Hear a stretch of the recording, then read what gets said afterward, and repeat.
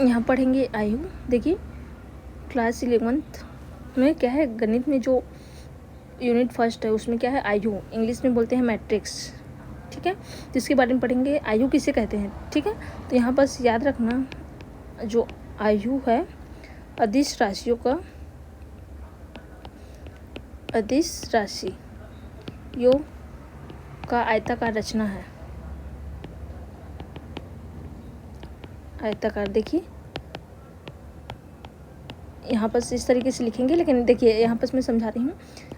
कहने का मतलब है जब भी कोई संख्या क्या है, जैसे कि लिखा है 2 3 4 5 6 7 8 9 और यहाँ पर मान लीजिए फिर से कोई संख्या आ गया 4।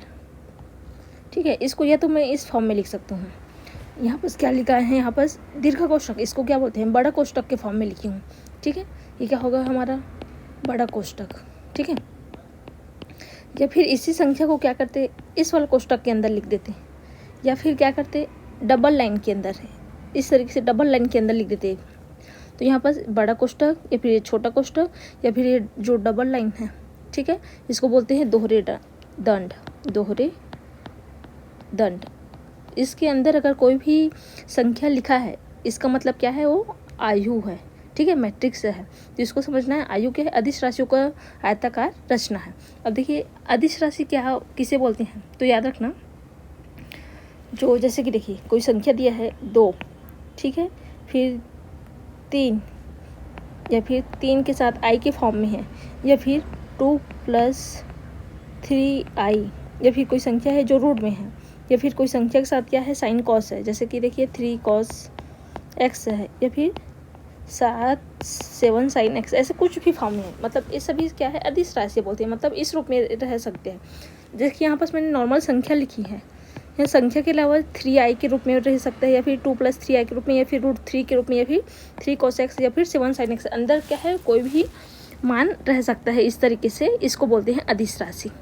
ठीक है, इसको याद रखना, अदिश राशि बोलते हैं इस सब राशि को, इतना बस याद रखना है। अब देखिए यहाँ पर देखेंगे आयु है, तो आयु के प्रकार और इसमें पंक्ति स्तंभ को किस तरीके से समझेंगे। तो सबसे पहले याद रखना पंक्ति, इसका मेन क्या है, पंक्ति, जिसको बोलते हैं इंग्लिश में रो।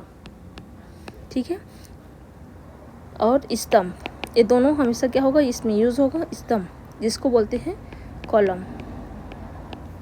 ठीक है, तो यहाँ पर देखिए इस क्षैतिज रेखा को क्या बोलते हैं, पंक्ति, क्षैतिज रेखा को। ठीक है, जैसे कोई इस तरीके से खींच दिए, इसको बोलते हैं क्षैतिज। ठीक है, यहाँ पर क्या है, देखिए मैं दूसरा इस कलर से एक इसको बोलेंगे क्षैतिज रेखा। अब यहाँ पर देखिए, यहाँ पर मैंने ऊर्ध्वाधर, यहाँ पर क्या होगा, ऊर्ध्वाधर बोलेंगे, मतलब लाइन जो खींचेंगे, देखिए उसको कॉलम बोलते हैं इस तरीके से। अब देखिए यहाँ पर मैं समझा दे रही हूँ उदाहरण में। देखिए मान लीजिए यहाँ पर दिया है 2 3 4 5 6 7 8 9, यहाँ पर 10 भी दे दिया है। ठीक है, इस तरीके से। तो यहाँ पर क्या करेंगे, इसको बोलेंगे, यहाँ पर इसको कॉलम बोलेंगे, C1 C2 C3। ठीक है, और इस वाले लाइन को R1, रो 1, रो 2, रो 3। ठीक है, मतलब पंक्ति, पहला पंक्ति, दूसरा पंक्ति, तीसरा पंक्ति, ये समझ आ गया। एक कॉलम फर्स्ट, एक सेकंड कॉलम, एक थर्ड कॉलम है। ठीक है, अगर इस फॉर्म में देखेंगे तो क्या है, कॉलम कहलाएगा, अगर इस फॉर्म में देखेंगे तो क्या है, रो, पंक्ति कहलाता है। तो इतना याद ना है कि किसको कॉलम बोलते हैं और किसको पंक्ति बोलते हैं। अब देखिए मान ली दिया है हमको, देखिए एक सवाल देखते हैं।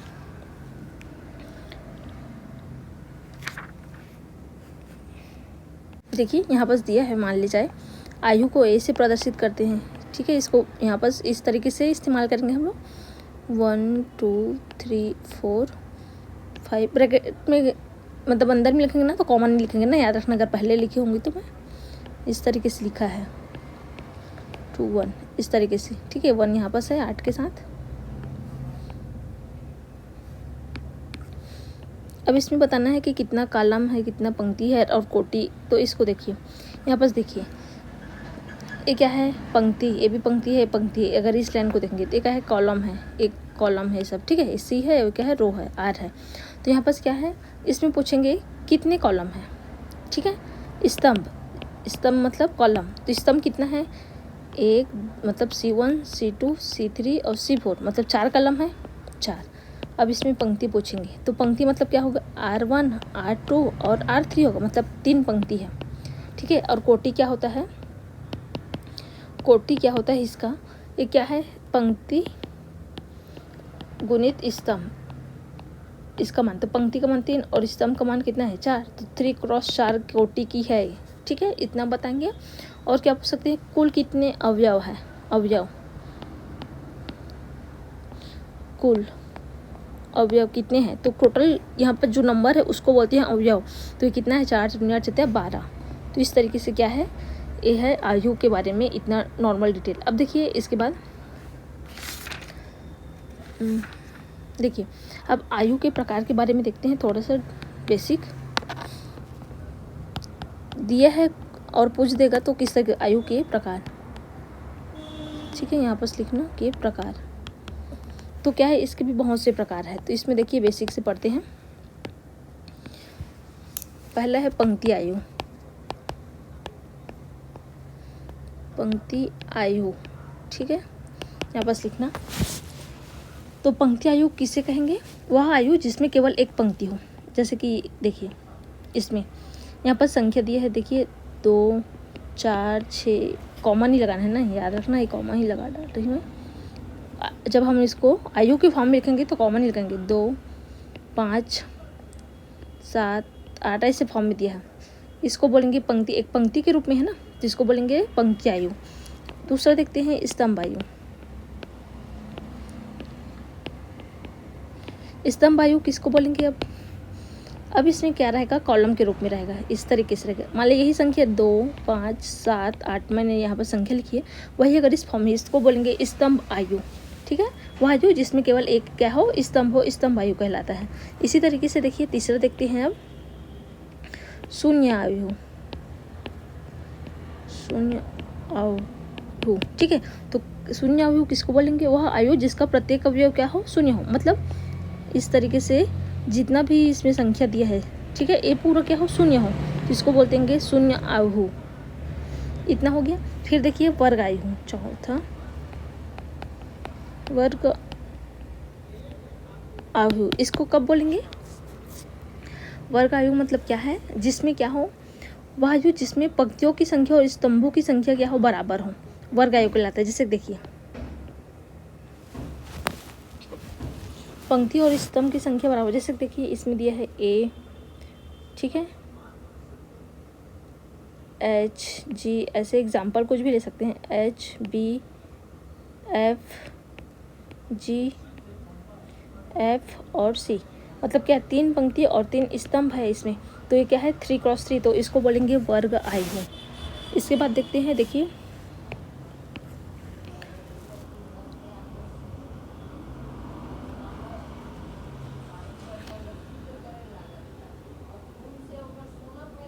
कि अभी क्या है, जो संख्या लिखे थे हम लोग A H G, ठीक है, फिर H B F और G F और C है, ठीक है, तो इसमें क्या है, जो वर्ग आयु है इसी में क्या होगा, देखिए इसको मिटाती हूँ पहले, ये क्या है, H है अपना, और ये क्या है, F है, और ये B है, ठीक है, तो इसको विकर्ण आयु बोलते हैं। इस तरीके से ऊपरी सिरे से निचले सिरे तक जैसे खींचेंगे तो इसको जो वर्ग आयु हो इसी में ही सिर्फ रहता है विकर्ण आयु, इसको जानना बस है, इसको विकर्ण आयु बोलते हैं।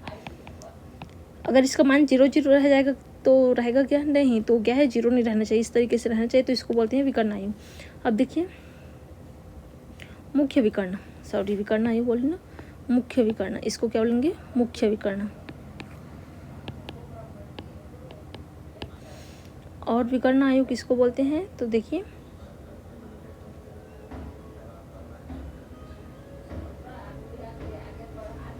अब देखिए यहाँ पर लिख रहे हैं विकर्ण आयु, मुख्य आयु बोलते हैं, इस तरीके से विकर्ण आयु।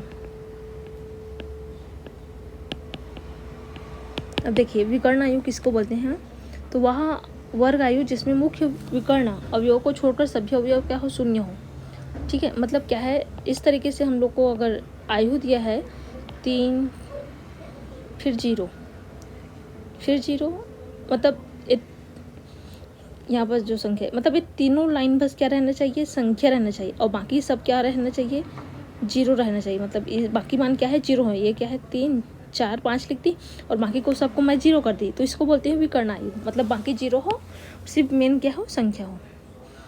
ठीक है, इसी तरीके से क्या है अब अदिश आयु। अदिश आयु तो यहाँ पर क्या है, अदिश आयु किसे कहते हैं, वह विकर्ण आयु जिसके सभी मुख्य विकर्ण अवयव समान हो तथा से सभी अवयव शून्य हो। अब क्या करेंगे, सेम अदिश आयु किसको बोलते हैं, तो यहाँ पर क्या करेंगे जी, यहाँ पर देखिए क्या बोल रहे हैं, जिसमें क्या हो, जो संख्या अभी लिखी है ना, जो संख्या इस तरीके से समान होना चाहिए और बाकी सभी क्या हो, 0 हो। इस जो बाकी की जो मान है वो 0 हो, तो इसको बोलते हैं अदिश आयु। किसे बोलते हैं, सिर्फ विकर्ण क्या हो, समान होना चाहिए और बाकी संख्या 0 होना चाहिए, तो इसको बोलते हैं अदिश आयु। ठीक है, और इसी तरीके से तत्समक या फिर इकाई आयु, तत्समक या फिर इकाई आयु, ये 8वां नंबर का है ना, नंबर डाल देना। इसको कब बोलेंगे, वह अदिश आयु जिसका प्रत्येक मुख्य विकर्ण अवयव 1 है, इकाई आयु कहलाता है। क्रम n×n के इकाई अवयव को in से निरूपित करते हैं। जैसे कि देखिए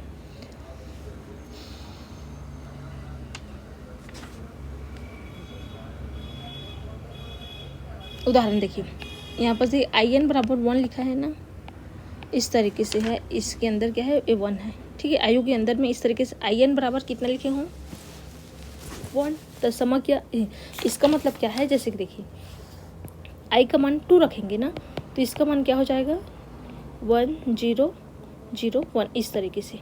ठीक है, ए n के लिए 1 हो गया, तो 2 के लिए क्या हो गया, सिर्फ 2 ही मान क्या रहेगा, संख्या रहेगा, बाकी 0। इसी तरीके से अगर i3 लिखते हैं तो यहाँ पर क्या होगा, मतलब बाकी 0 रहेगा, जो विकर्ण ही क्या है, संख्या रहेंगे।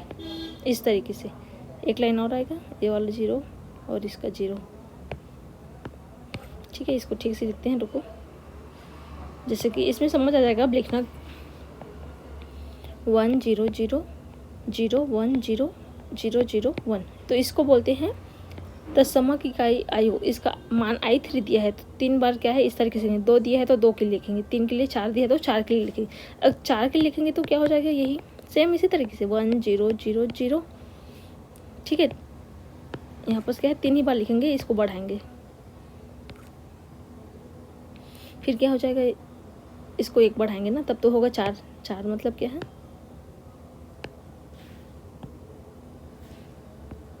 देखिए यहाँ पर ये आ गया है नंबर, तो इसको मिटाना पड़ेगा। देखिए तो हट नहीं रहा है, यहाँ पर दिखाते हैं अभी। देखिए i4 मतलब क्या हुआ है, यहाँ पर याद रखना 1 0 0 0 3 बार। ठीक है, अब क्या होगा, इसके बाद जो होगा 0 1 0 0, फिर क्या हो जाएगा 0 0 1 0 0 0 0 1, इस तरीके से। तो इसको बोलते हैं तत्समक आयु या फिर इकाई आयु। ठीक है, इसी तरीके से अब होता है क्षैतिज आयु, 9वां नंबर, क्षैतिज आयु। ठीक है, तो इसको क्या बोलेंगे, वह आयु जिसमें स्तंभों की संख्या पंक्तियों की संख्या से अधिक हो।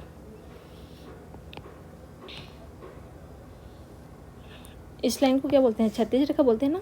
तो इसमें क्या है, 3 4 5 6 ऐसे दिया है, 2 6 8 9 ऐसे दे दिया है। मतलब क्या है, कॉलम की संख्या क्या है, अधिक है, ये क्या है, कॉलम है इसको, और जो पंक्ति है, ठीक है, पंक्ति की संख्या मतलब क्षैतिज आयु मतलब क्या बोले हैं, वह आयु जिसमें पंक्तियों की संख्या स्तंभों की संख्या से अधिक हो। पंक्तियों की संख्या स्तंभों की संख्या से अधिक हो। ठीक है, नहीं देखिए, वह आयु जिसमें स्तंभों की संख्या पंक्तियों की संख्या से अधिक हो। यहाँ पास क्या है, स्तंभ की संख्या अधिक है ना, देखिए यहाँ पास क्या है, स्तंभ है, स्तंभ अधिक है, तो इसको 36 पंक्ति की संख्या का मतलब 36 आयु, ठीक है। और 10वां नंबर इसी में देखेंगे तो ऊर्ध्वाधर आयु क्या बोलेंगे, जस्ट उल्टा। उदाहरण से समझना, इसमें कॉलम की संख्या दी है तो इसमें ऊर्ध्वाधर आयु क्या बोलेंगे, पंक्ति संख्या। ऐसा लाइन मतलब ए संख्या ज़्यादा होना चाहिए, जैसे 3 4 5 लिखी हूँ, 2 1 3 और 5 6 7 ऐसे लिख दिए। तो देखिए अब क्या है, अभी भी क्या है, देखिए इसमें क्या करते हैं, इसको ना इस तरीके से लिखते हैं। अब इस कमान को ना बढ़ा कर लिखना है, लंबा वाला कमान अधिक लिखेंगे और इस तरीके से लिखेंगे उसको छोटे। जैसे देखिए इस लाइन को लंबा कर दो ना, जैसे कि देखिए 2 6 8 9 के फॉर्म में लिख दो, 3 4 5 6 के रूप में लिख दो, तो कॉलम की संख्या कितना हो गया, कम हो गया, और रो की संख्या क्या हो गया, ज़्यादा हो गया। मतलब ऊर्ध्वाधर जब 36 क्या है, 36 है, ठीक है। मतलब ऊर्ध्वाधर ऐसे देखेंगे तो क्या है, ए ऊर्ध्वाधर है, ठीक है। और 36 आयु कब बोलेंगे, जब क्या है संख्या 36 में संख्या अधिक हो, ऊर्ध्वाधर 36 संख्या, और ऊर्ध्वाधर आयु मतलब जिसमें क्या है 36 वाला संख्या कम हो और ऊर्ध्वाधर की संख्या क्या हो, ज़्यादा हो, ठीक है। इसी तरीके से और बहुत से है, लेकिन क्या है इतना ही याद रखना। इसके बाद देखिए आगे का पढ़ेंगे।